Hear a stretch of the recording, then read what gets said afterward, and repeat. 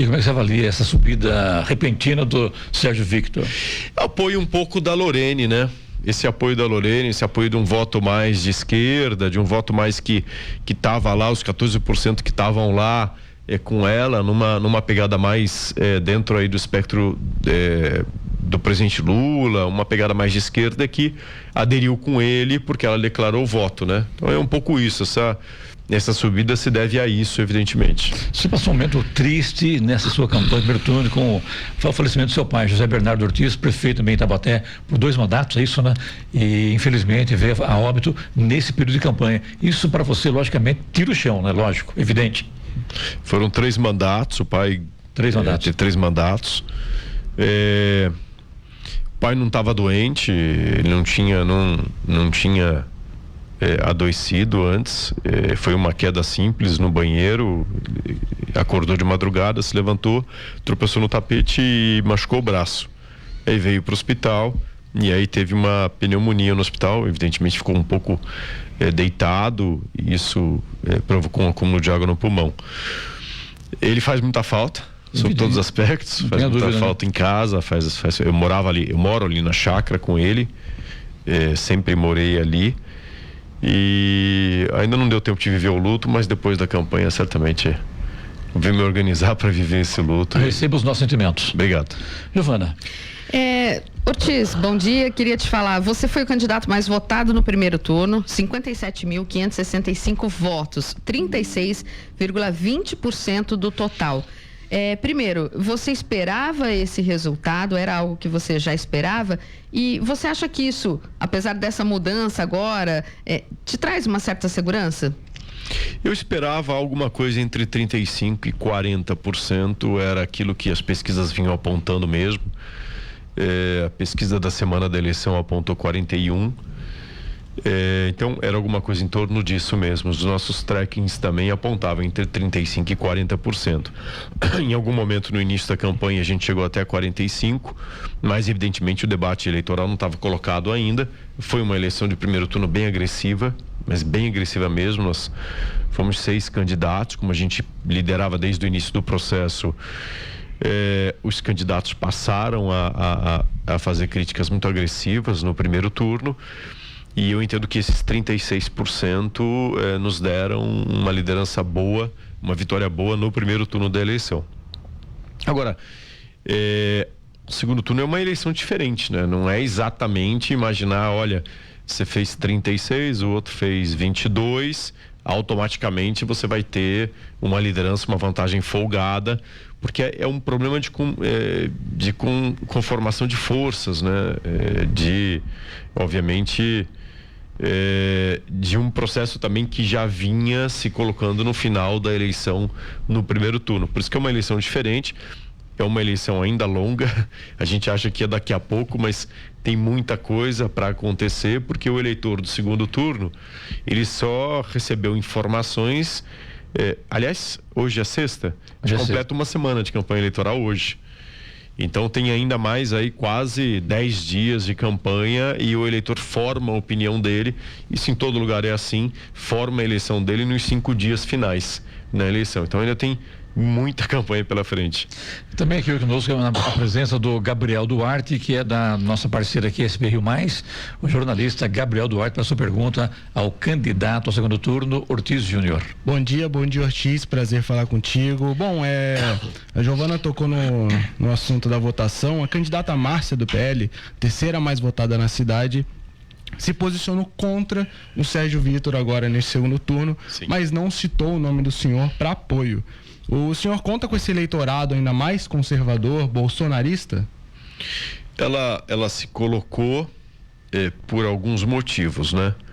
Então, eu vi o vídeo que ela fez, recomendando que o eleitor dela, os 22% que votaram nela, não votasse no Sérgio, por algumas questões. Primeiro, ela aponta a incoerência do Sérgio em ter, obviamente, o apoio do PDT, que é o partido que ajuizou a ação e tornou o presidente Bolsonaro inelegível. A segunda questão que ela coloca é a questão do apoio da Lorene, que era um apoio incompatível com o eleitor que o Sérgio vinha tentando, com o eleitor com quem ele vinha conversando no primeiro turno, que é o eleitor que ele vinha trazendo dentro de uma ideia de que ele se apresenta como candidato de direita. Então esse apoio da Lorene, que é num espectro muito à esquerda, realmente de base de presidente Lula, ela aponta a incoerência.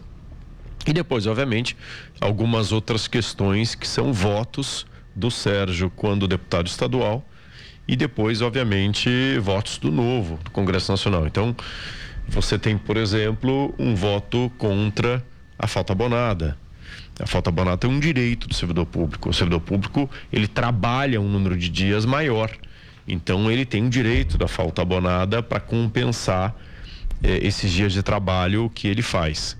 Depois, o voto contra a minha entrada do estudante.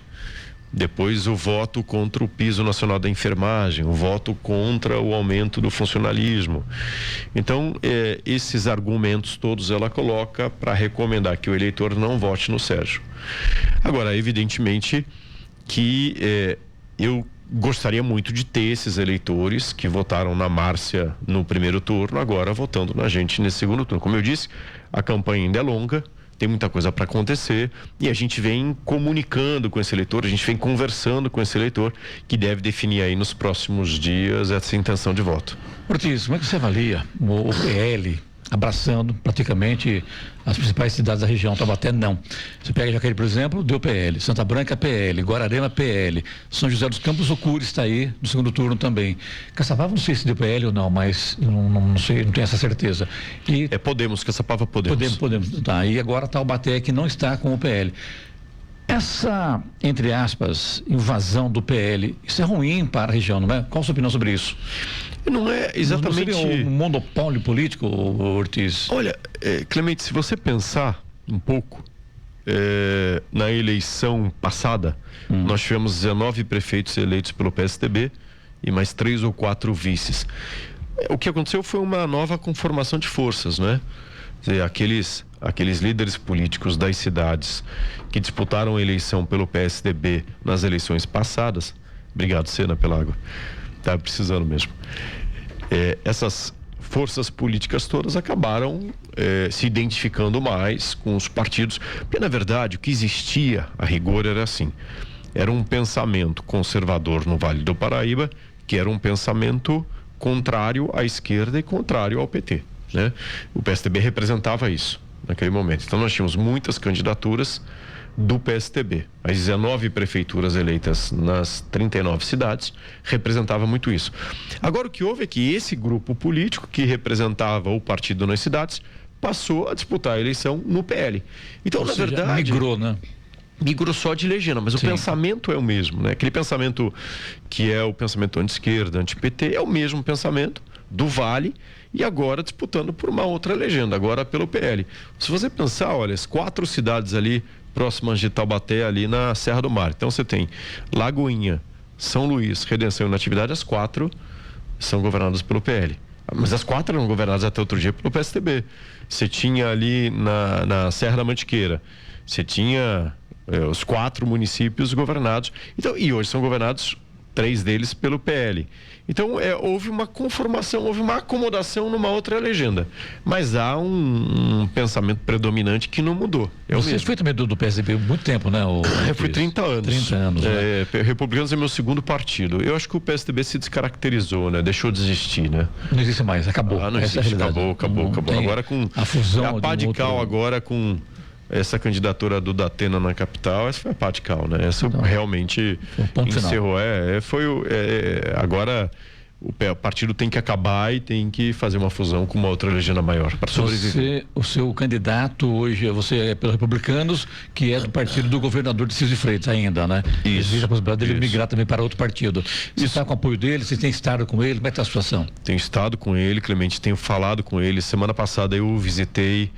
Nós falamos muito dos problemas principais da cidade. Nós temos ali 3 problemas importantes na cidade que precisam ser enfrentados com o apoio do governo do estado. Sem o apoio do governo do estado não dá para enfrentar.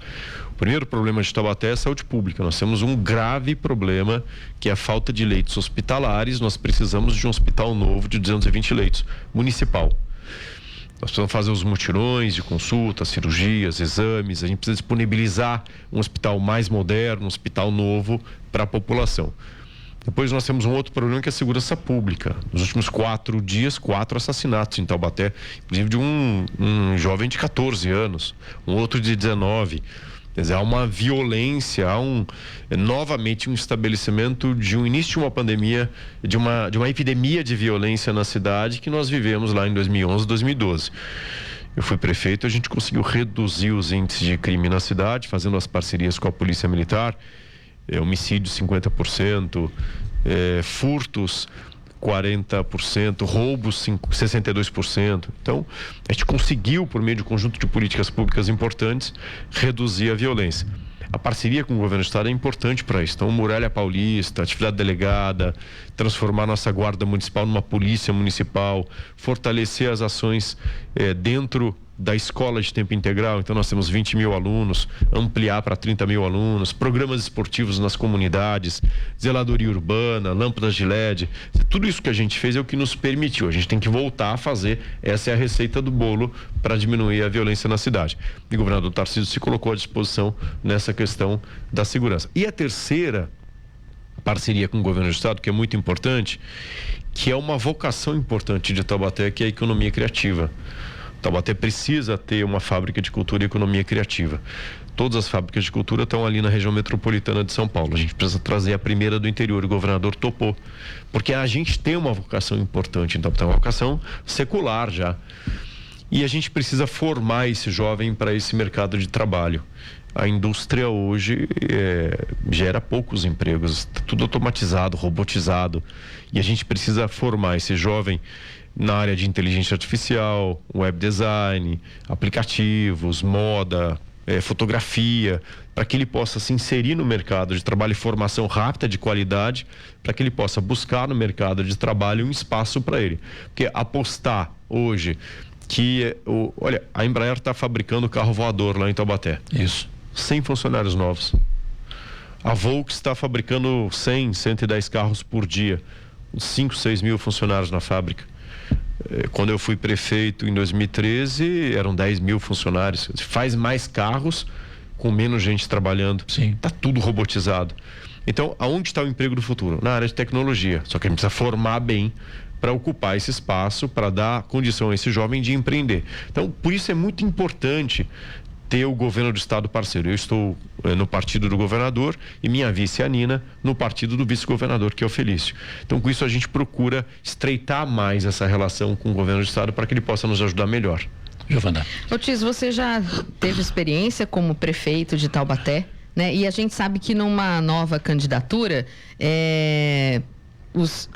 quem está concorrendo juntamente com você, claro, vai fazer críticas ao seu mandato anterior.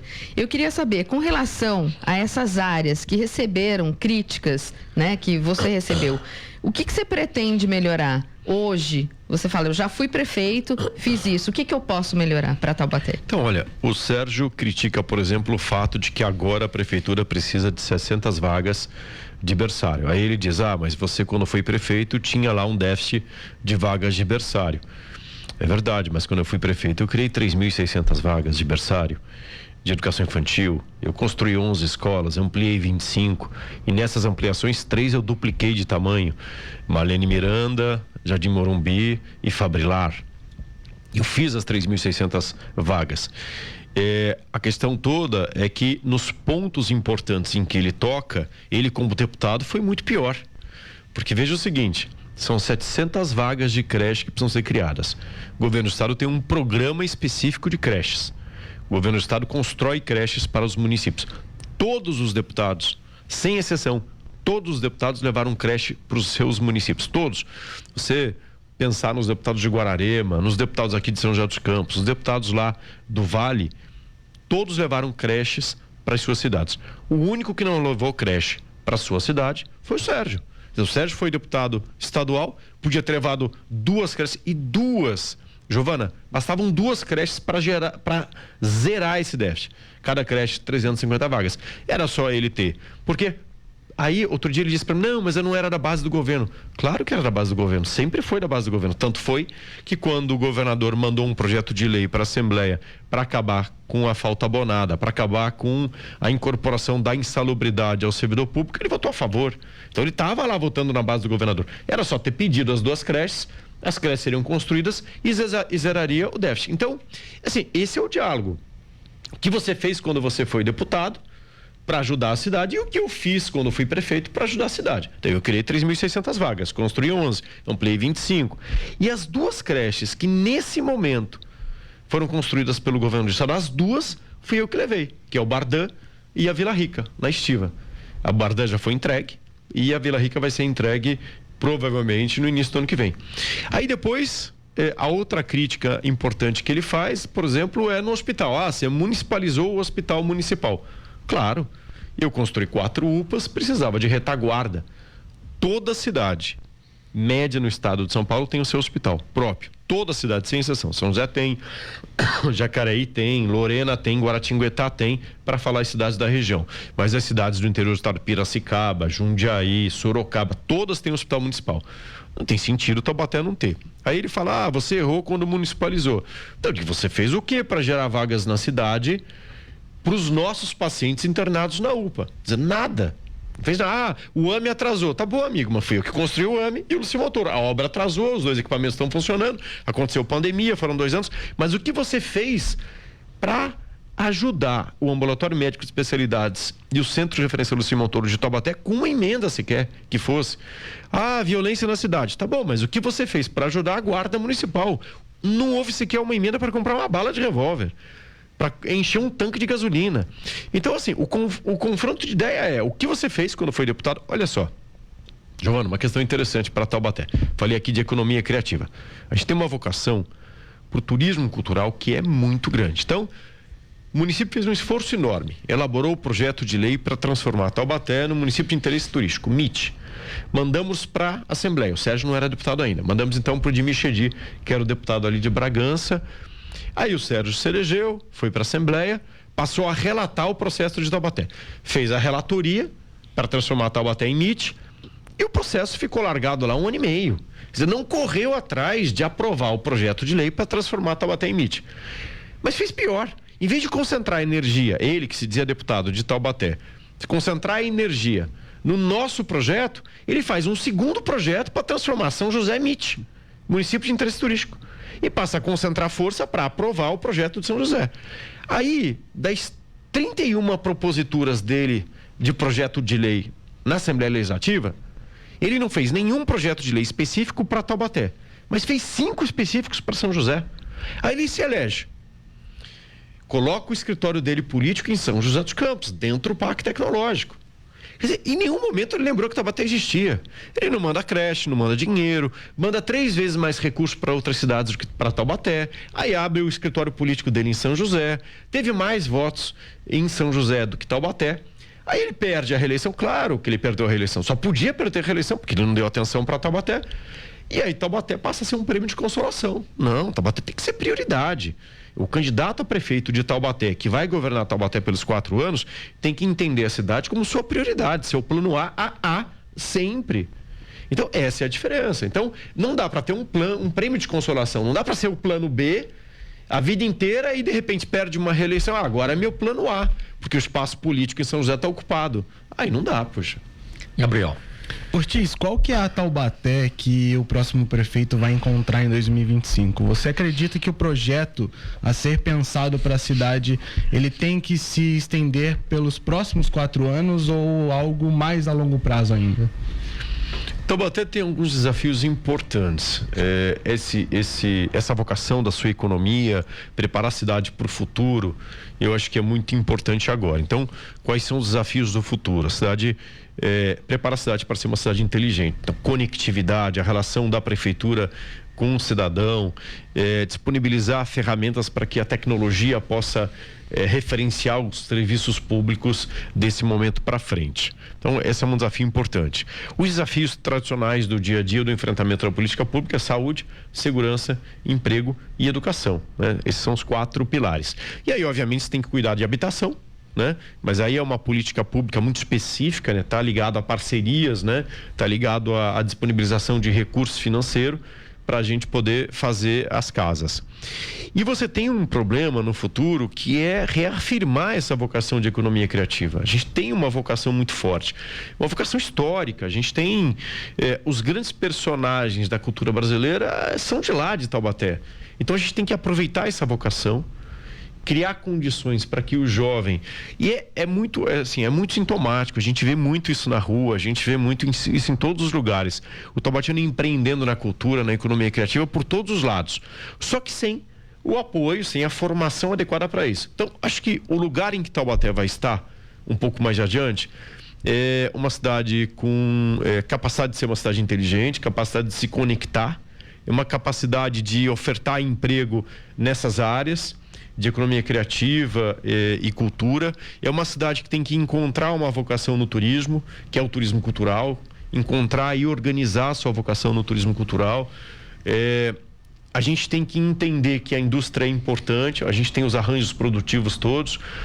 Automotivo é até mais que um arranjo, é um cluster mesmo, cluster automotivo, mas a gente tem um arranjo produtivo importante, que é o ferroviário, com a inauguração da fábrica da Alstom em Taubaté. Quando eu era prefeito, eu fiz um esforço grande para que a Alstom tirasse a fábrica dela dali da Lapa e levasse para Taubaté esse setor ferroviário para inaugurar um arranjo produtivo novo. Então, entender que a gente tem as possibilidades de ter as fábricas que participam desse arranjo produtivo, então componentes eletrônicos, as chapas todas, as rodas do vagão, enfim, e ter também dentro do arranjo produtivo agora do carro voador da Embraer a possibilidade de levar para lá algumas empresas, a fábrica de vidro temperado, a fábrica de trem de pouso, a fábrica de hélice, a fábrica de assentos, a fábrica das manoplas, enfim, tentar entender dentro desse arranjo produtivo aeronáutico como a gente pode se inserir na asa rotativa. O senhor acredita que essa vinda do carro voador para Taubaté pode estimular o cenário de pesquisa em ciência também? Claro, sem dúvida, o valor agregado é muito grande, né? Você passa a ter um nível de exigência de formação profissional muito interessante. É como ferrovia, né? Você passa a entrar, a gente passa a ter lá um arranjo energético, que é a GE. A GE acabou de ganhar a licitação para refazer todas as turbinas de Itaipu, reconstruir Itaipu. Então a gente tem ali um valor agregado interessante na formação, engenheiros muito qualificados. Depois a gente tem ferrovia, que também tem um componente de formação profissional importante.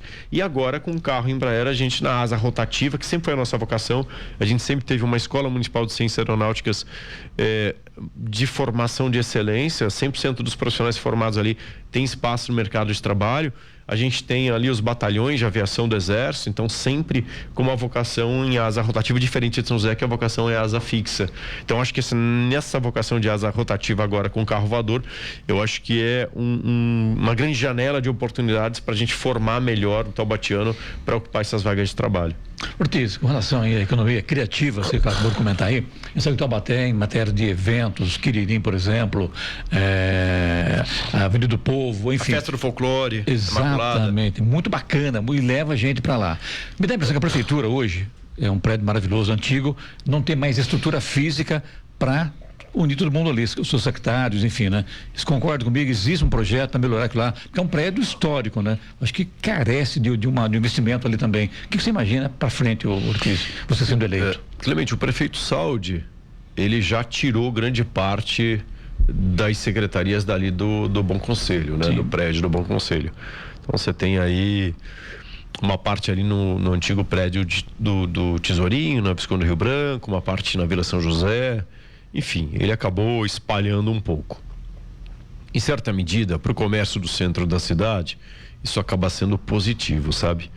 Mas o problema é que você dificulta um pouco a vida das pessoas, que tem que peregrinar por vários locais diferentes. Quando você concentra os serviços, sobretudo aquele serviço para o cidadão diretamente, é mais fácil.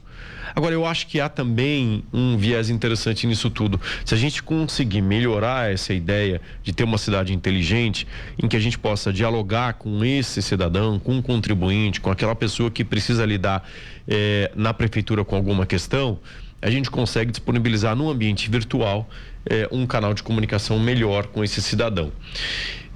Tradicionalmente, acho que o Palácio Bom Conselho tem que ser a sede da prefeitura, Sim. do gabinete do prefeito. Eu acho que isso é inequívoco, né? Há muitos anos a prefeitura tudo a ver com a cultura local. Tem tudo a ver com a cultura local, tem tudo a ver com a história da cidade. Esse Palácio Bom Conselho era o antigo Colégio Bom Conselho, lá no século XIX, então acho que tem uma relação importante com a cidade. Eu acho que é pensar numa forma da gente ter as secretarias e os outros espaços de canal de diálogo com a população em outros locais na região central, mas manter o Palácio Bom Conselho.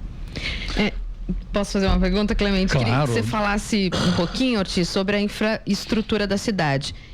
Quais as suas propostas para mobilidade urbana e transporte público? Caminhamos para o final da entrevista, 1 minuto para vocês, mas a pergunta da Giovana, Ortiz, por favor. Transporte público, diminuir a tarifa do ônibus de R$ 4,70 para R$ 3,00, para estimular um pouco mais a utilização do transporte público.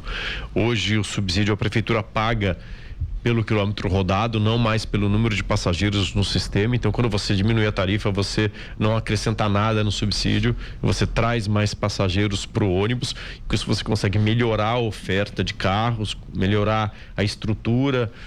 A gente precisa de ônibus mais moderno, com Wi-Fi, com ar-condicionado, para dar um conforto melhor. As pessoas, elas não vão andar de ônibus se esse ônibus não for mais confortável. Lembrando que 75% da população de Taubaté mora até 5 quilômetros do centro da cidade. Então isso faz com que as pessoas tenham bike, venham a pé, as pessoas utilizam suas motocicletas, seus carros. Por isso que o trânsito na região central de Taubaté, ele é bastante complicado. Então, estimular também por meio de ciclofaixas e ciclovias a circulação de pessoas nas bikes, isso é muito importante. E na infraestrutura fazer 2 grandes obras, ali na Desembargador Paulo de Oliveira Costa, mais uma linha de tubo para a gente canalizar melhor as águas do córrego do Convento Velho, e ali na Avenida do Povo Walter Tomatugo também mais uma linha de tubulação para a gente reservar as águas do córrego do Judeu, que são as 2 áreas em que a gente tem muita incidência hoje de alagamentos. Candidato Ortiz, caminhando aqui para o final da nossa entrevista aqui, você tem 1 minuto para suas considerações finais. Bom, agradecer a Jovem Pan e a SP Rio+, agradecer a todos vocês a oportunidade, dizer que a gente tem um momento importante de decisão eleitoral. O taubatiano vai decidir agora o que ele quer para o futuro, e acho que é muito complicado arriscar novamente como nós arriscamos 4 anos atrás. 4 anos atrás apareceu um empresário que se dizia bem-sucedido, que se dizia o novo, que não tinha vínculo político com ninguém, e acabou afundando a cidade. Foi um salto no escuro. Agora o que a gente vê é novamente a mesma retórica, a mesma narrativa. Eu acho que ter um novo Saúde na prefeitura é um grande risco, a gente não vai aguentar. É por isso que eu entendo que experiência, saber como fazer as coisas, saber apresentar os resultados, mostrar os resultados, e sempre considerando Taubaté como plano A. Eu sou 100% Taubaté. Taubaté nunca foi meu plano B, sempre foi meu plano A. E é por isso que eu me coloco à disposição da população de Taubaté para fazer Taubaté avançar novamente sem riscos. Muito obrigado a todos vocês. Obrigado, Ortiz Júnior. Obrigado ao Gabriel Duarte, da SP Rio+. Giovana, obrigado também. Então essa foi a nossa primeira entrevista aí. A segunda entrevista, e a primeira não teve, né, Giovana? Exatamente. Que seria o Sérgio, acabou não comparecendo. Então a gente aí com o Ortiz Júnior do Republicano.